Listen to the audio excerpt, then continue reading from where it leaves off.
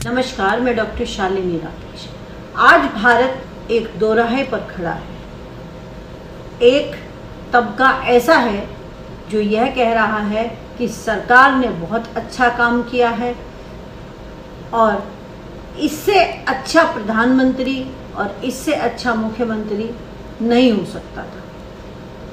वहीं दूसरा तबका ऐसा भी है जो यह कहता है कि सरकार ने काम अच्छा नहीं किया है, वह पूरी तरह से फेल हो गई है। सिस्टम नहीं, यह सरकार का फेलियर है।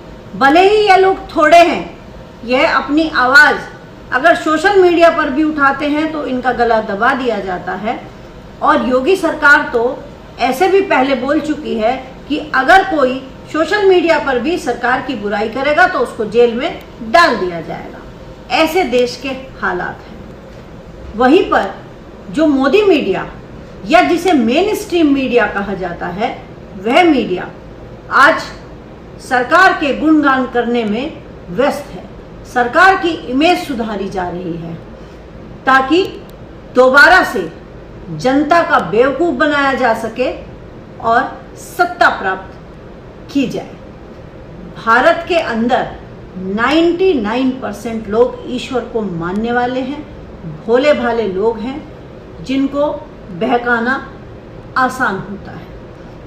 लेकिन इस कोरोना काल के अंदर जहां एक तरफ भारतीय मीडिया ने प्रधानमंत्री और मुख्यमंत्री या यूँ कहें कि भाजपा सरकार की इमेज को सुधारा है, उनकी तारीफों के पुल बांधे हैं, वहीं दूसरी ओर विदेशी मीडिया, यहाँ तक कि 25 ऐसे न्यूज़पेपर हैं जो प्रधानमंत्री मोदी या बीजेपी सरकार की नेग्लिजेंस की वजह से भारत की जनता मरी है, ऐसा उन्होंने स्पष्ट रूप से बोल दिया है। जिसमें the Washington post, the New York times, the Australian और ऐसे बहुत सारे अखबार हैं। अब सवाल यह उठता है कि क्या यह सरकार की गलती नहीं है? अगर कोई काम अच्छा होता है तो उसका श्रेय सरकार को मिल जाता है, अगर कोई काम बुरा होता है तो वह जनता की गलती होती है। ऐसा हम आमतौर पर देखते आए हैं। यह सरकार 2014 से ही झूठे आंकड़े पेश करके इस भोली भाली जनता को गुमराह करती आई है। अगर हम कोरोना की पहली वेव की बात करें तो उसमें जब माइग्रेंट लेबर्स सड़क पर चल रहे थे तब भी एक याचिका सुप्रीम कोर्ट में डाली गई थी। तो सरकारी वकील जो हैं वो तुषार मेहता, उन्होंने यह बोल दिया था कि नहीं ऐसा कुछ भी नहीं हुआ है और कोई माइग्रेंट लेबर सड़क पर है ही नहीं। सुप्रीम कोर्ट ने यह मान लिया था क्योंकि सुप्रीम कोर्ट भी आज ऐसी हो गई है जैसे कि सरकार की गोद में बैठा हुआ बच्चा होता है, वह यस मॉम करती रहती है। जो गोदी मीडिया या जो मेन स्ट्रीम मीडिया है वह आजकल, जिसमें जी ग्रुप, अंबानी ग्रुप, इन लोगों के बड़े बड़े लोगों के हाथ में है। तो मीडिया ने भी यह सोच लिया है कि अगर तुम प्रधानमंत्री की इमेज सुधारते रहोगे और वो दोबारा से सरकार में आ जाएंगे तो इसी में आपकी भलाई है। ऐसा सोच करके वह उनकी इमेज सुधारने में लगी हुई है और भोली भाली जनता को बहकाया जा रहा है। जबकि अगर हम अपने मन की बात करें या जनता के मन की बात करें तो जब सरकार को यह पता लग गया था कि दूसरी लहर आने वाली है तो क्या सरकार को इसके लिए तैयारी नहीं कर लेनी चाहिए थी? जब पूरा देश लॉकडाउन किया गया था उस समय तो केवल 560 केस थे जिस पर आपने लॉकडाउन लगा दिया था, कुल 5 घंटे का टाइम लेकर के। इस बार आपने लॉकडाउन लगाने में भी देर की है।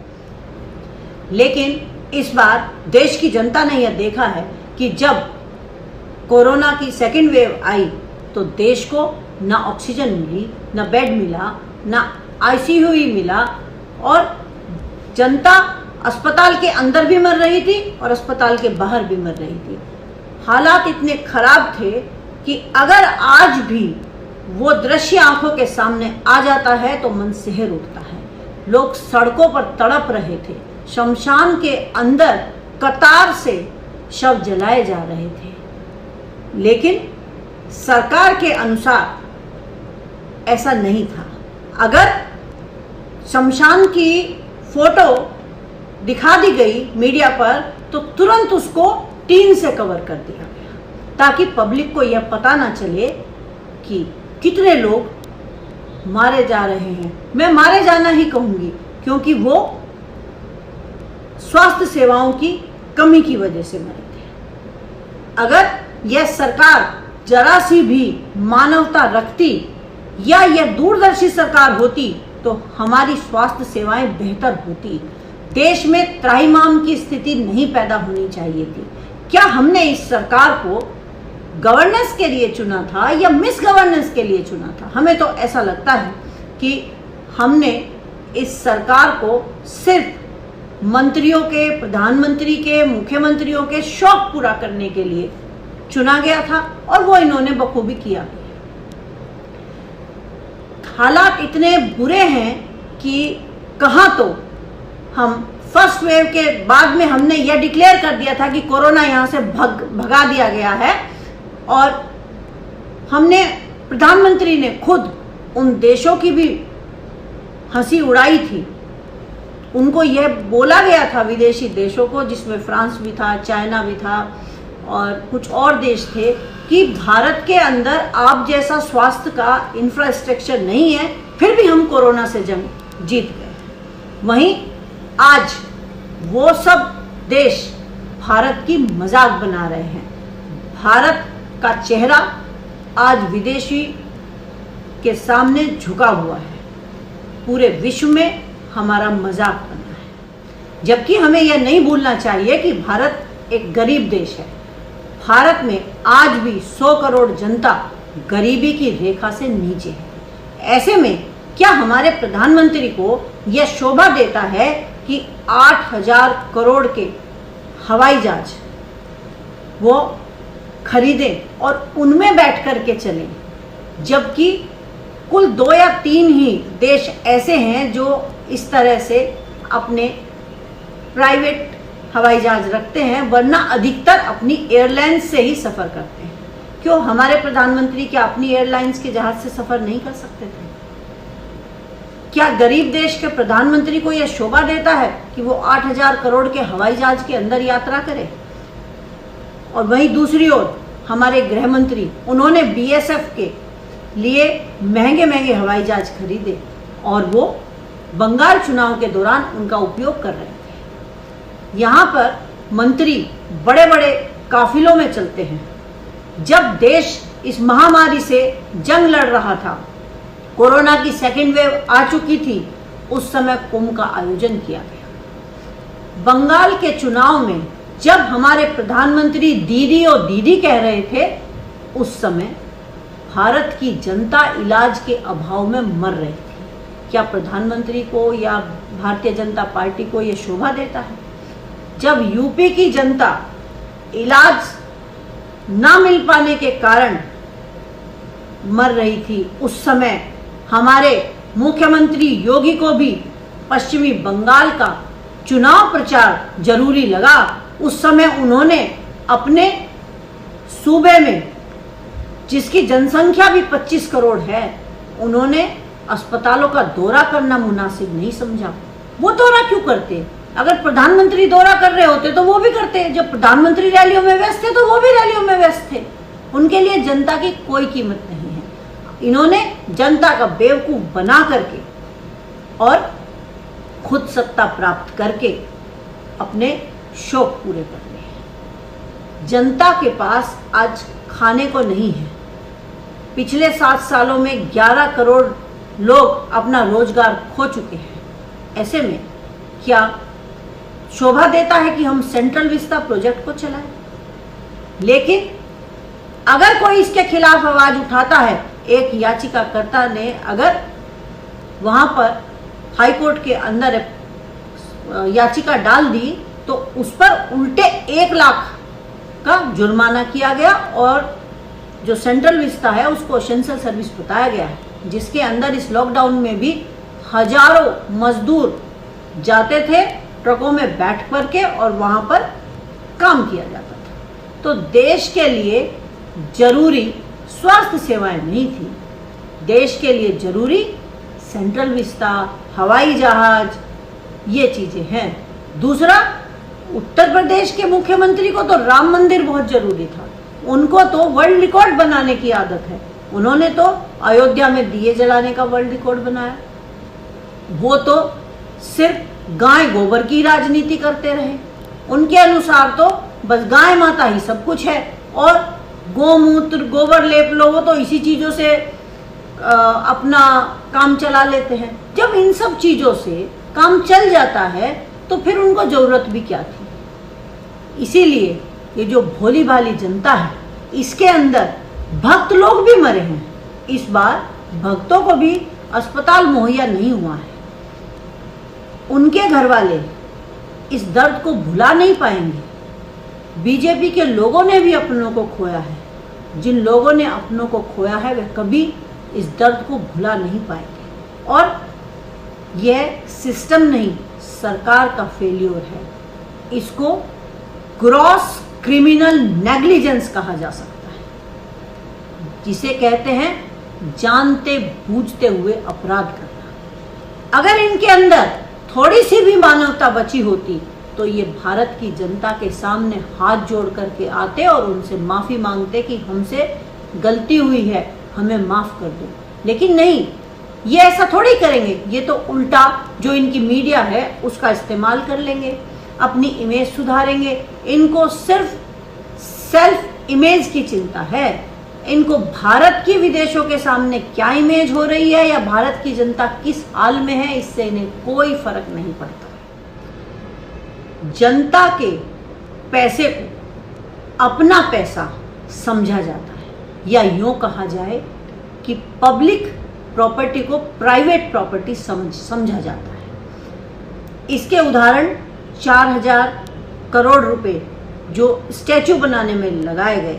आप ये बताइए कि सरदार पटेल कितने साधारण व्यक्ति थे। उन्होंने भारत के लिए कितना योगदान उन्होंने दिया था। क्या वो कभी ये चाहेंगे कि उनके स्टैचू पर इतने पैसे खर्च किए जाएं और उनको एक पिकनिक स्पॉट की आवश्यकता थी या उनके नाम पर बड़े बड़े अस्पताल बनाए जाते। लेकिन हमने पैसे खर्च किए, किसी से हम सलाह नहीं लेते हैं, जनता से हम पूछते नहीं हैं, सिर्फ हम अपने मन में जो आता है उस काम को करते रहते हैं। आज वह मूर्ति हमारे किसी काम नहीं आई, लेकिन लोगों की आत्मा पर कितना दुख हुआ होगा जब उनको यह पता चला कि उनको तो बेसिक नीड की जो आवश्यकताएं हैं वो भी नहीं मिलती है।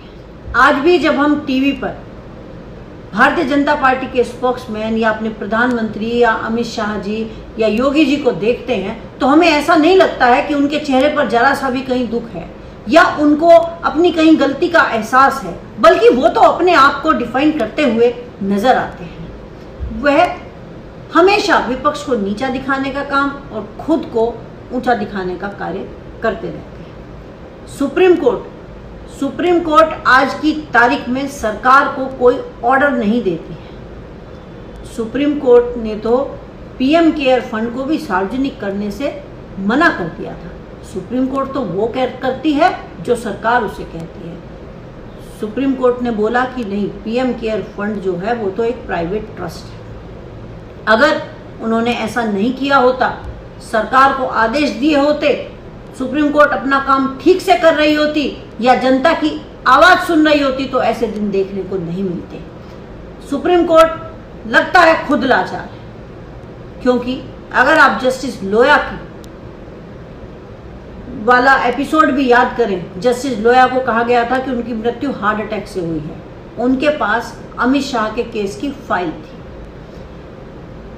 अगर उस पर इंक्वायरी बिठा दी गई होती तो दूध का दूध और पानी का पानी हो जाता। अगर उनकी मृत्यु हार्ट अटैक से ही हुई थी तो भी वो भी पता चल सकता था, लेकिन आपको उस पर इंक्वायरी बिठानी चाहिए थी। तो ये सुप्रीम कोर्ट को भी एक संदेह के घेरे में ला करके खड़ा कर देता है। अब हमें तो यह लगता है कि अभी भी अगर सरकार और उनके मंत्रियों में जरा सी भी मानवता बची हो तो उनको अपने ये सारे जो लश्कर हैं उनको छोड़ देना चाहिए, क्योंकि हमने एक चाय वाले को प्रधानमंत्री चुना था। याद रखना चाहिए, वह जो चाय वाला है उसके घर में ये सब शान और शौकत नहीं थी। आज से 40 साल पहले या 45 साल पहले क्या ये जो नरेंद्र दामोदर दास मोदी हैं या जो योगी आदित्यनाथ हैं, क्या इनको ये सारी लग्जरी सुविधाएं प्राप्त थी? अब देश की इतनी बुरी स्थिति है तो क्या इनको ये सब सुविधाएं नहीं छोड़ देनी चाहिए? इनको अपना वही पुराना वाला ढंग जिसमें ये रहते थे, आम जनता के तरीके से अगर ये रहते तो फिर भी हमें ये लगता कि हाँ, हमने एक चाय वाले को प्रधानमंत्री चुना, हाँ, हमने यूपी का सीएम एक ऐसे व्यक्ति को चुना जो वास्तव में साधु था। लेकिन यहाँ तो ऐसा नहीं है। दूसरों को तो आप कहते हैं कि वो तो राजकुमार हैं, वो तो चांदी का चम्मच लेकर के पैदा हुए हैं। अरे वो तो जो चांदी का चम्मच लेकर के पैदा हुए हैं उनको तो ऐशो आराम की आदत होगी, हमने मान लिया, लेकिन आपको तो ऐसे ऐशो आराम की आदत नहीं थी। आपको क्या हो गया? आपको भी ऐशो आराम की लत लग गई।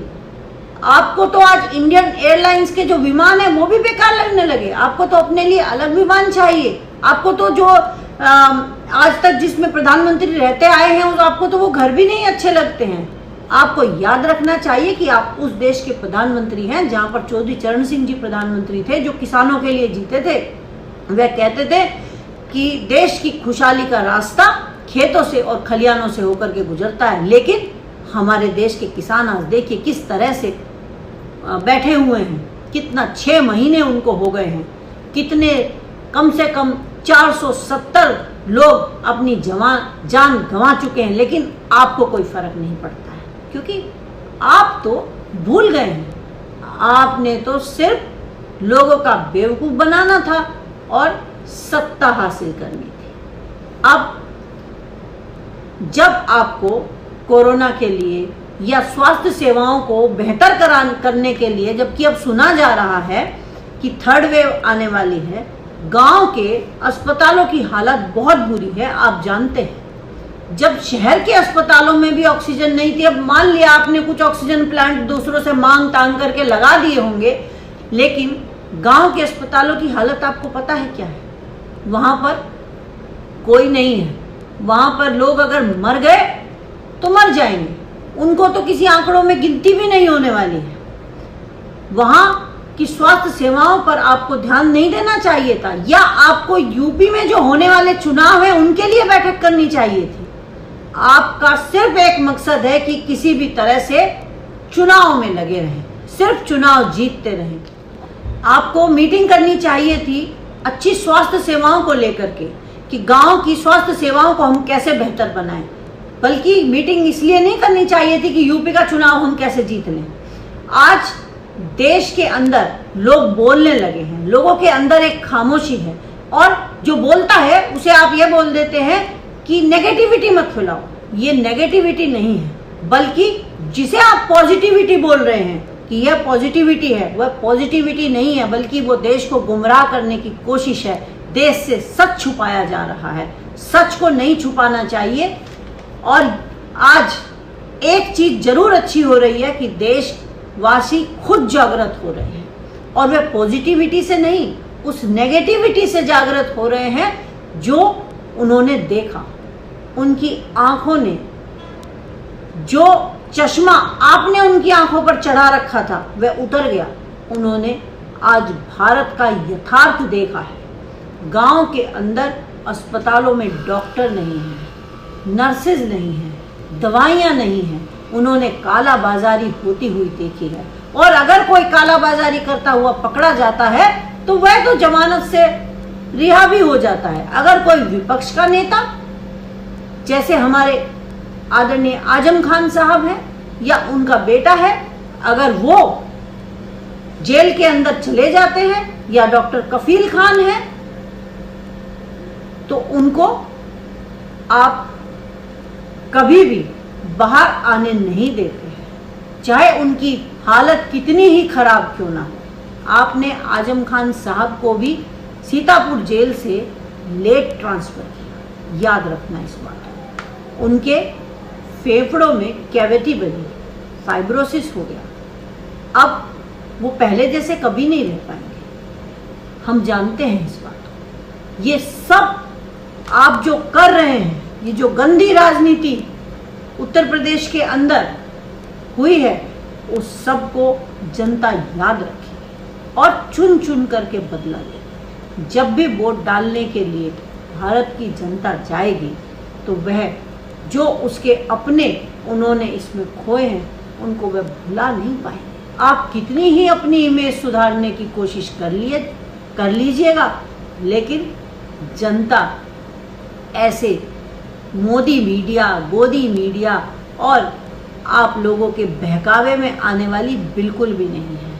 उसको पता है कि आपने जो पीएम केयर फंड से वेंटिलेटर दिए वो भी नकली थे, वो भी काम नहीं करते हैं। अरे वेंटिलेटर पर आदमी जो जाता है उसका परिवार कितनी टेंशन में होता है वो सब जानते हैं। उनको पता होता है कि ये वापस आएगा कि नहीं आएगा, उन्हें नहीं पता है।